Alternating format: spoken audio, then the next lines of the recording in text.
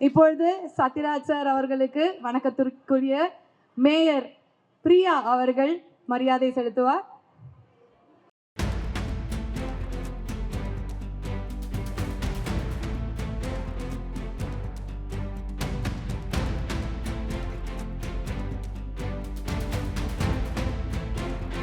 நன்றி நன்றி. And Sathyaraj sir, உங்க பேச்சுக்காக தான் நாங்க எல்லாருமே காத்திருந்தோம். ப்ளீஸ் வாங்க, எங்க பெண்களுக்காக சில வார்த்தைகள்.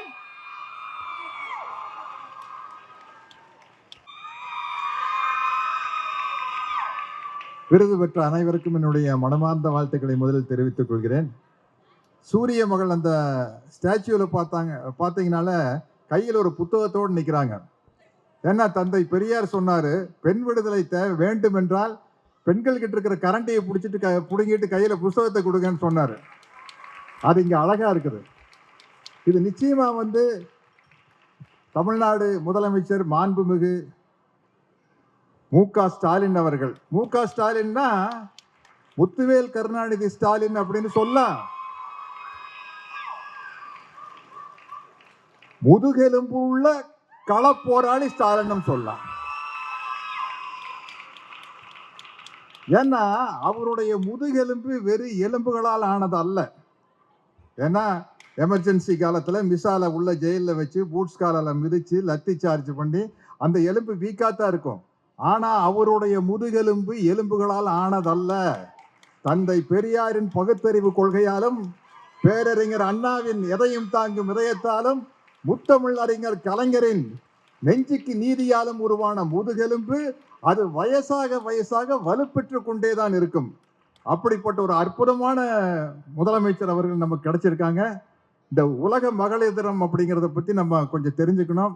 இப்போ அது என்னன்னா, அது ஒரு செலிப்ரேஷன் மாதிரி ஆயிடுச்சு. பெண்கள் உரிமைக்காக போராடி ஐரோப்பாலையும் அமெரிக்காலையும் நியூயார்க்லையும் மிகப்பெரிய போராட்டம் நடத்தி, எப்படி மே தினம் மாதிரி கிளாரா ஜெட்கின் அப்படிங்கிற ஒரு புரட்சிகரமான ஒரு பெண்மணியின் தலைமையில் நடந்த ஒரு போராட்டத்தின் காரணமாக ஆண்களுக்கு சமமான உரிமை எல்லா வகையிலும் வேண்டும் என்று போராடி பெற்ற தினம்தான் மகளிர் தினமாக இன்று உருவெடுத்திருக்கிறது. அதை மகளிர் அனைவரும் தெரிந்து கொள்ள வேண்டும் என்று கேட்டுக்கொள்கிறேன். இந்த கிளாரா ஜெட்கின் அப்படிங்கிற வார்த்தை சரியா தப்பான்னு எனக்கு கொஞ்சம் கன்ஃபியூஷன் இருந்தது. தோழர் பர்வீன் சுல்தானா அவர்கள் கிட்ட கேட்டு தெரிஞ்சுக்கிட்டேன். என்ன அதெல்லாம் அவங்களுக்கு தான் நல்லா தெரியும். கரெக்ட் தான். சரி. அதனால் இப்படிப்பட்ட இந்த தினத்தில் நம்மளுடைய வணக்கத்திற்குரிய மேயர் கையால் எனக்கு ஒரு பொன்னாடையும், தோழர் பர்வீன் சுல்தானா அவர்களுடைய கையால் ஒரு தந்தை பெரியார் சம்பந்தப்பட்ட புத்தகம், அன்பு அண்ணியார் துர்கா ஸ்டாலின். ஏன் அண்ணின்னு சொல்றேன்னா, உங்களை விட எனக்கு வயசு அதிகமாக இருக்கும். ஆனால் முதல்வரை விட எனக்கு ஒரு வயசு கம்மி. அவர் 53, நான் 54. அதனால அவரு எனக்கு அண்ணன் ஆயிடுறாரு. அதனால உங்களை நான் அண்ணியாருன்னு சொன்னேன்.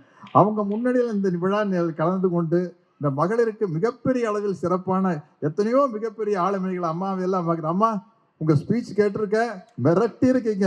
உங்களை பற்றியெல்லாம் தனித்தனியாக பேசுறேன்னு எனக்கு டைம் பத்தாது. அதனால எல்லாருக்கும் என்னுடைய வணக்கத்தையும் வாழ்த்துக்களையும் தெரிவித்துக் கொண்டு, இப்படி ஒரு நல்ல விழாவில் என்னை அழைத்து கௌரவித்ததுக்கு நம்ம மாண்புமிகு அறநிலையத்துறை அமைச்சர்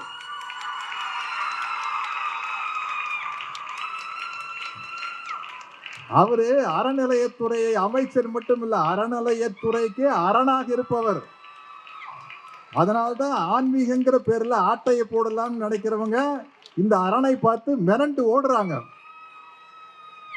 அப்படிப்பட்ட அமைச்சர் நமக்கு தமிழ்நாட்டு அறநிலையத்துறைக்கு மிகவும் பாதுகாவலர். அவர் ஒரு காவல்காரன். அவர் நான் அமைச்சர்னு சொல்ல முடியாது.